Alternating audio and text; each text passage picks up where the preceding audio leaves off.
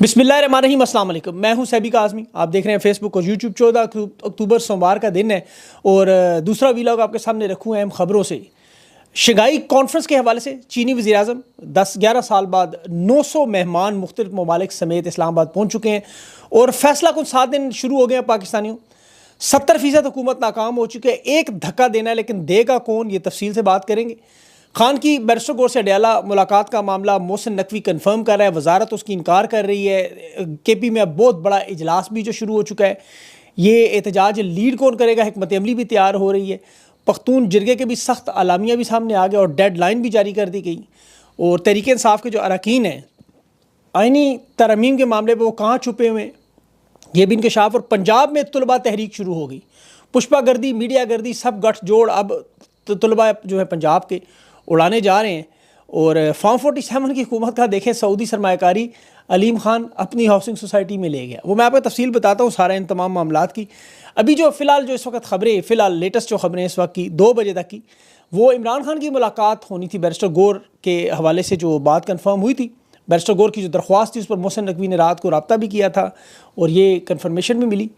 लेकिन वजारत दाखिला के तर्जमान ने ऐलान कर दिया कि एक कैदी के लिए हम कानून तब्दील नहीं करेंगे, मुलाकात नहीं होगी। शंघाई कॉरपोरेशन से बंद है मुलाकात। अब जो इस वक्त ताज़ा तरीन सूरत हाल, फिर जनरल सेक्रेटरी हैं अली असगर खान खैबर पख्तूनख्वा के हुकूमत के, सूबाई हुकूमत के, उन्होंने भी ऐलान किया कि अब ऐसी कोई मुलाकात नहीं हो रही और सूबाई अरकान असम्बली को, अहदेदारान को डी चौक तैयारी पकड़ने का ऐलान कर दिया गया है। पंजाब समेत, इस्लामाबाद समेत तहरीक इंसाफ की ज़िले क़यादत सब इस पर तैयार हैं। वक्त कम है और मुकाबला सख्त है। तहरीक इंसाफ की तरफ से सख्त बयानात भी आ रहे हैं। कोशिश इनकी यही है कि अगर मुलाकात हो, बैरिस्टर गौर से बेशक अकेले में करवा दें, वरना जो ख्वाहिश तो इनकी ये है कि उसमें इमरान खान की बहन नूरीन खान मौजूद हों, डॉक्टर फैसल शौकत खानम के मौजूद हों और बैरिस्टर गौर भी इनके साथ जाएँ। लेकिन हुकूमत किसी नतीजे पर पहुँचने से कासिर है। क्या ये आखिरी लम्हात में फ़ैसला करेंगे, लटकाएँगे, मामला किधर जाएगा।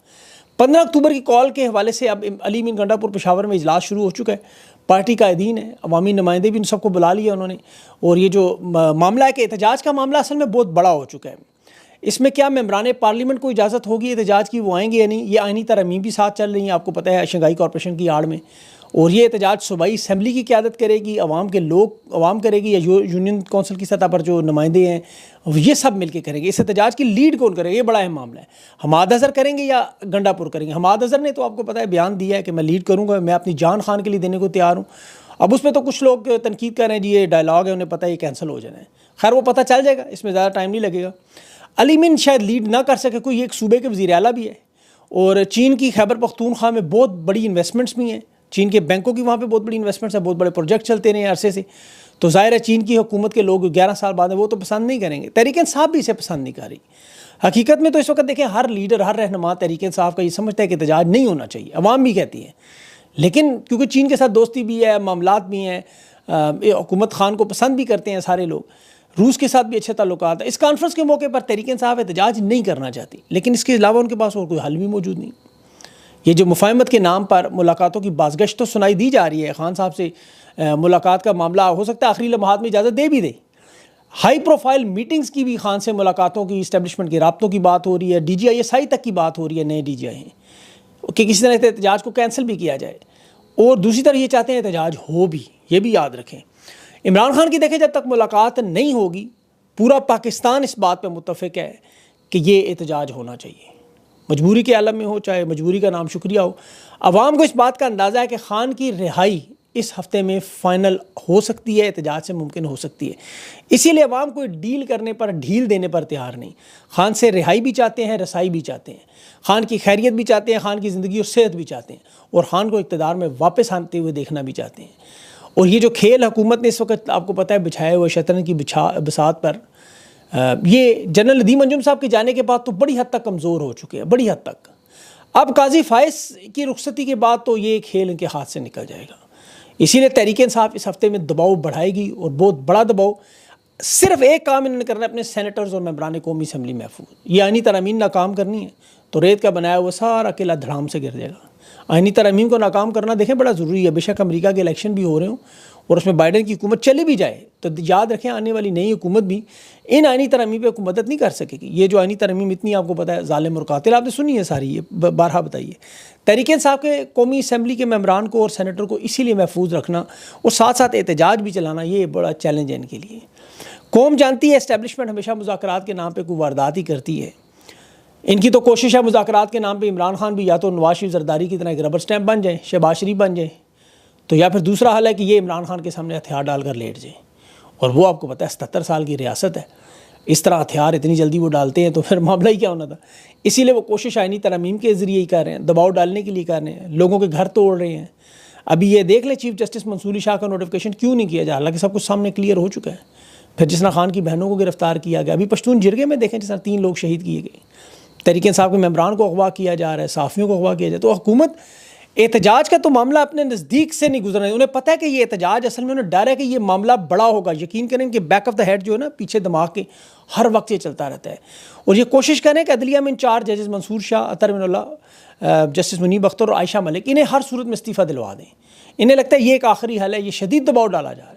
तो पाकिस्तान की कौम का जो एहतजाज होगा वो जजेस के साथ खड़े होने के लिए भी, देखें ये बड़ा अहम मामला है। माजी में एहतजाज की थोड़ी बहुत इजाज़त दे दिया करते थे, चाहे यूटिलिटी स्टोर हो, कुछ छोटी मोटी जमात एहतजाज करे। एक इन्होंने फ़लस्तीन के नाम पर एहतजाज नहीं करने दिया और दूसरा तहरीक इंसाफ को, तहरीक इंसाफ के झंडे को तो उन्होंने दहशतगर्दी की लामत बना दिया था बगैर किसी जुर्म के। अब तो यकीन करें हालत ये हो गया कि पाकिस्तान के कानून में इस तरह हो गया कि तहरीक इंसाफ का होना एक जुर्म बन चुका है। आपको किसी और जुर्म करने की ज़रूरत नहीं, कानून तोड़ने की ज़रूरत नहीं। वो नौजवान लड़की अभी खान जिंदाबाद का नारा लगा रही थी, उसकी वीडियो आपने देखी होगी। उसके पीछे जिस तरह वो गुल्लू बट भागे, मारपीट की, वो मुस्टंडे वैशी, उसने इमरान खान जिंदाबाद करना, बाद में उसकी उंगलियों में पेंसिल दबाते रहे, आंखों पे पट्टी बांध दी। जरताज गुल ने सिर्फ इतना कहा कैदी नंबर 804 को रिहा करो, मुकदमा कर दिया। तो ये एहतजाज प्रेशर कुकर की तरह बन रहे हैं। वैसे तो आमतौर पर सीटी उसकी खुलती है, आपको पता है, दबाव निकलता है, लेकिन अब इसको दबाई रखेंगे तो फिर अब तलबा जिस तरह निकले मैदान में, जिस तरह और सियासी बुनियादों पर इन्होंने एहतजाज रोके हुए। आपको याद होगा बांग्लादेश का जो एहतजाज था, याद रखें, वो मुलाजमतों के कोटा सिस्टम पर शुरू हुआ था। ट्यूनस का एहतजाज अरब स्प्रिंग में जो 12 ममालिक में बदला, एक नौजवान की हलाकत पर शुरू हुआ। ये इसलिए एहतजाज ज़रूरी नहीं कि इमरान खान की रिहाई से शुरू हो मामला, इस प्रेशर कुकर में प्रेशर बना हुआ है, इसे सिर्फ बहाना चाहिए। और यहाँ तो आज 3 वाक़यात हो गए, 3। ये 3 वाक़यात मुझे लगता है इस पूरे निज़ाम को बदलने के लिए काफ़ी है। मरियम नवाज़ पंजाब की खातून फार्म 47 की वज़ीर आला ऐलान करती, ख़वातीन हमारी रेड लाइन है, अपनी ही रेड लाइन पर खुद ही चढ़ गई, मतलब उसको मिटा दिया उन्होंने।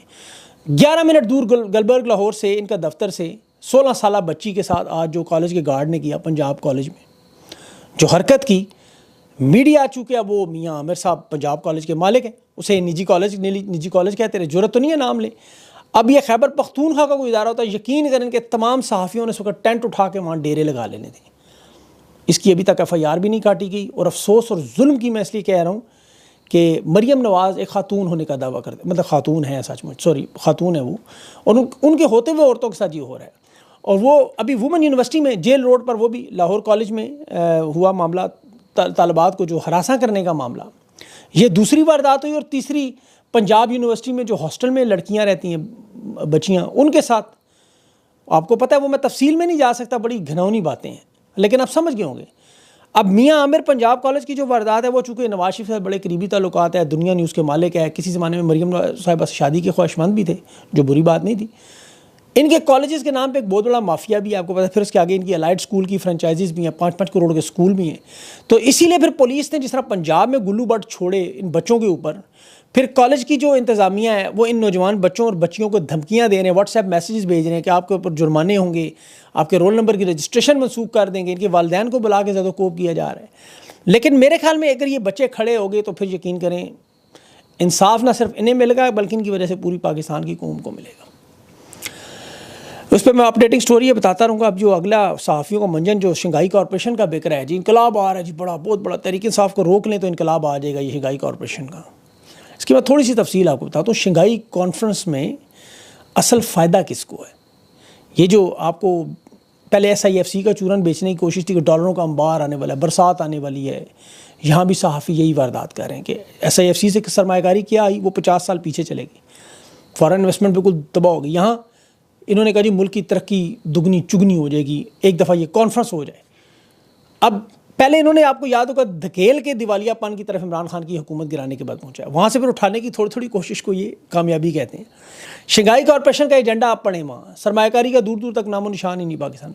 ये दहशतगर्दी और सिक्योरिटी का एजेंडे के टॉप लिस्ट पे, माहौलियाती तब्दीली, ये जो तहफ़्फ़ुज़ करना है माहौल का। और तीसरा बड़ा अहम मामला जो उन्होंने किया है वो भारत के हवाले से मेक इन इंडिया को प्रमोट करना। भारत ने एक G20 कॉन्फ्रेंस की थी, आपको याद होगा अभी, CPEC से तकरीबन 10 गुना बड़ा प्रोजेक्ट इकोनॉमिक कॉरिडोर, और उसमें इंडिया ने मिडल ईस्ट को यूरोप इकोनॉमिक कॉरिडोर के नाम से, जिसमें अमेरिका, बरतानिया, अरब अमारात, सऊदी अरब, रूस, तुर्की, सारे के सारे हिंदुस्तान ने पार्टनर बना लिए।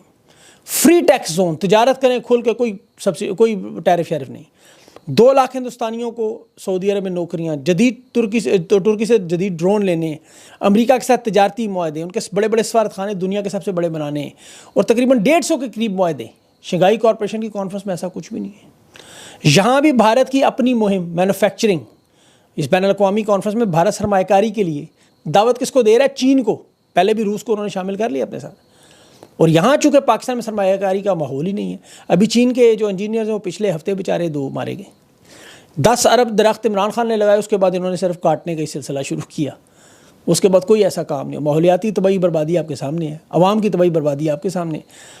यहाँ तो रूस का चूँकि यूक्रेन के साथ मसला है, और फ़लस्तीन का, ईरान का, इसराइल का तनाज़ा है, इस वजह से जो बाकी जो इन्वेस्टमेंट का मामला है वो चला जाएगा। अलीम खान की हाउसिंग सोसाइटी में वो सऊदी अरब को ले गया, वहाँ उसने कहा जी यहाँ देखें, यहाँ प्लॉट शलाट खरीद लें कुछ आप। उधर जहांगीर इनकी शुगर मिल में को हो सकता है थोड़ी बहुत वो सऊदी इन्वेस्टमेंट कर दे, कुछ सोलर पैनल का प्रोजेक्ट सलमान शहबाज को मिल जाए, कोई पंजाब में मरीम नवाज़ के साबका जो मतलब कैप्टन सफदर को मिल जाए, या आले शरीफ का कुछ और इसमें से मुआहदा हो जाए।